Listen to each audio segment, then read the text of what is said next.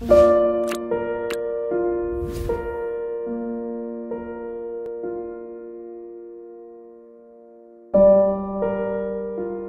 m'appelle Quentin, je suis né à Lyon et lyonnais à pure souche, donc supporter de l'Olympique lyonnais. Aujourd'hui, je suis à la fac, à la faculté Lyon 3, à l'IAE Lyon, couplé avec une licence LEA en anglais-allemand.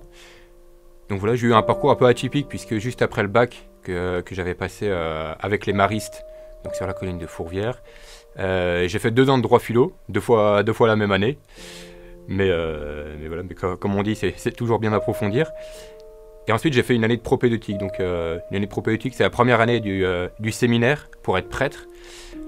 Donc voilà, qui m'a beaucoup appris et qui m'a permis de voir un peu le monde d'une manière différente. Mais avant de rentrer au séminaire, voilà, je voulais refaire 3 ans de fac pour être un peu dans le monde et avoir un regard plus concret sur le monde. C'est-à-dire que le message que j'apprends et que finalement que je vais peut-être porter en tant que prêtre soit plus cohérent avec ce qui se passe dans le monde.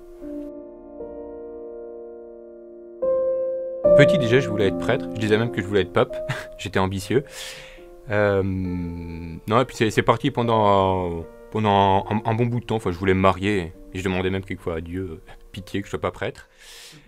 Et c'est revenu après une bonne passe une bonne passe où j'ai fait toutes mes bonnes soirées, où j'ai pas mal bu, enfin comme beaucoup d'étudiants, où c'était peut-être pas forcément la vie la plus saine.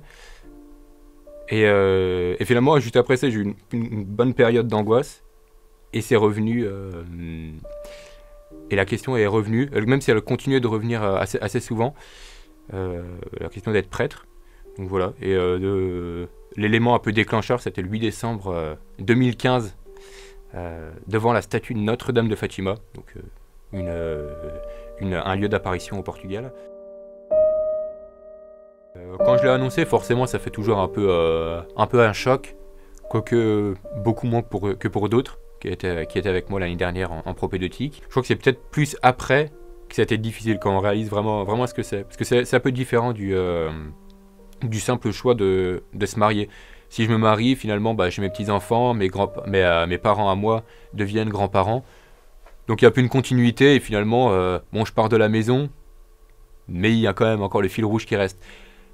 Quand on est prêtre, Jean-Paul II, donc le pape, pas celui juste avant, mais encore avant, disait tout à tous, c'est ça, c'est-à-dire on s'arrache un peu du noyau familial et on se donne complètement aux autres. Donc j'appartiens plus à ma mère, j'appartiens plus à mon père. Il y a quelque chose qui est arraché, qui est plus fort que simplement se marier et avoir une famille juste à côté. Donc je pense que c'était pas forcément évident après, et je pense que le chemin continue même de se faire, autant pour moi que pour mes parents, et même pour mes frères. Et ça me paraît difficile de vivre à fond ce qu'il y a dans l'évangile, donc c'est en quoi je crois, en étant complètement dans le monde et dans des activités. Ou alors en tout cas c'est une vocation qui est différente. Donc voilà, c'est avoir tout mon temps pour pouvoir écouter ce que personne n'écoute, pour pouvoir aller voir ce que personne va voir. Moi je vois surtout, puisque ce message me rend heureux et que c'est une source de joie, et moi qui suis un grand angoissé, c'est aussi un lieu de réconfort, même si ça doit aller au-delà de ça, parce que sinon ça serait un peu minimiser tout ce qu'il y a dans l'évangile, mais puisque c'est une source de joie, il faut que je le donne aux autres. Comme quelqu'un qui aura découvert un truc super, il va aller l'annoncer aux autres. Donc c'est jamais sous une dimension de marteler celui qui est en face et dire convertis-toi, parce que s'il se convertit et que finalement il n'est pas libre, je l'ai massacré, je l'ai pas sauvé. Donc le but en fait c'est d'annoncer et peut-être pas finalement de convaincre. Tiens, ça existe, et il y a un lieu d'espérance. C'est pour ça, moi, c'est ça le message, autant dans mes actes que dans ce que je veux dire.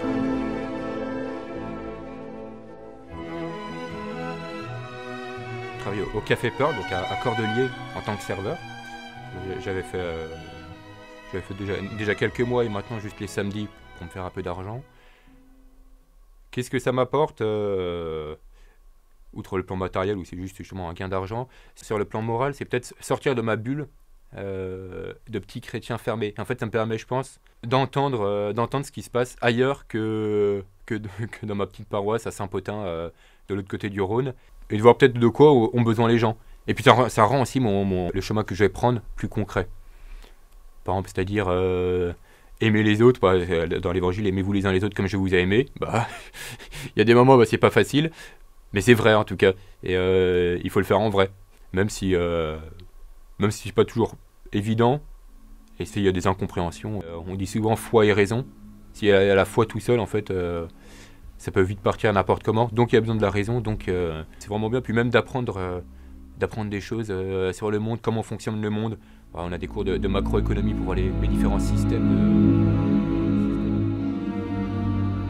On voit l'argent comme un but, et alors facilement je trouve que ça s'emballe.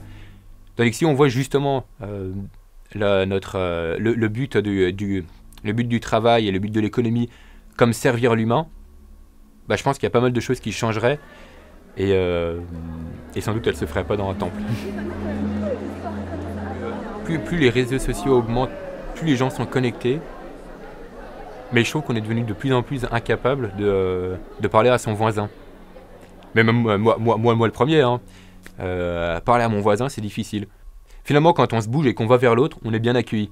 Et si c'est bien utilisé, il faut toujours que ça aboutisse à une relation vraie.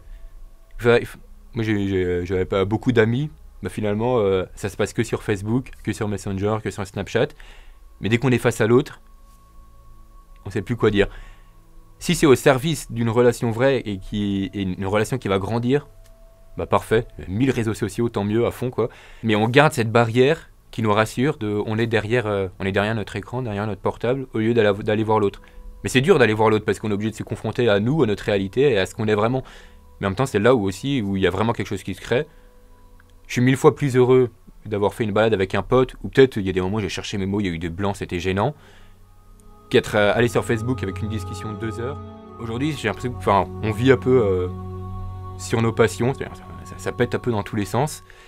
Et je suis pas sûr justement qu'on soit même maître de nos passions. En soi, la sexualité c'est pas mauvais, l'argent c'est pas mauvais, et prendre un bon repas, enfin c'est des trucs plus simples comme ça, c'est pas mauvais. Mais arriver au point, si j'ai pas ça, ma vie n'a aucun sens.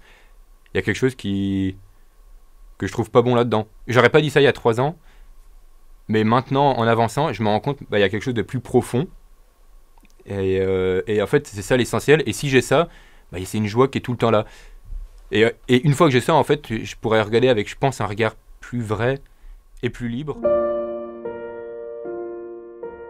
Moi, j'ai été pas mal touché, puisque tu parles de sortir de sa zone de confort, par le message du pape. Moi, j'étais au JMJ en Pologne il y a maintenant 2 ans. Ouais, c'est ça, il y a 2 ans.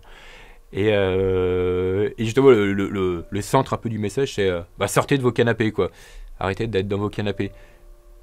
Et là, cette année où justement, je suis pas au séminaire et je suis pas en propé, et c'est aussi un peu le but, ça me bouscule et ça me fait sortir de mon canapé.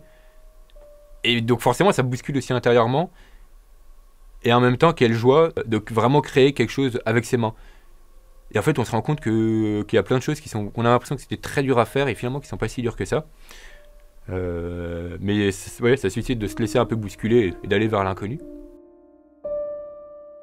Le message me paraît cohérent avec c'est-à-dire le message d'aimer et d'être aimé, avec ce que je vois dans le monde, avec ce que je vois tous les jours, avec la soif qu'ont les gens, et moi-même avec la soif que j'ai d'être aimé, et en fait de vouloir me tourner vers l'autre et d'aimer. Je me dis, tiens, il y a une profonde vérité. C'est pas forcément moi qui me suis dit c'est la vérité, je pense que c'est plus, tiens, il y a quelque chose de vrai là-dedans et ça me touche. C'est plus dans cet ordre-là.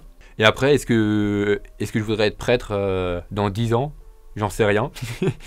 J'avance. Pour l'instant, moi, je me dis oui.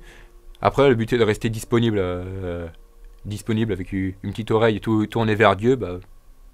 Vers quoi tu m'appelles? Si c'est une vie mariée, tant mieux. Si c'est une vie célibataire, tant mieux. Si je suis PDG demain, je serai PDG demain. Et s'il faut que je sois serveur toute ma vie, serveur toute ma vie.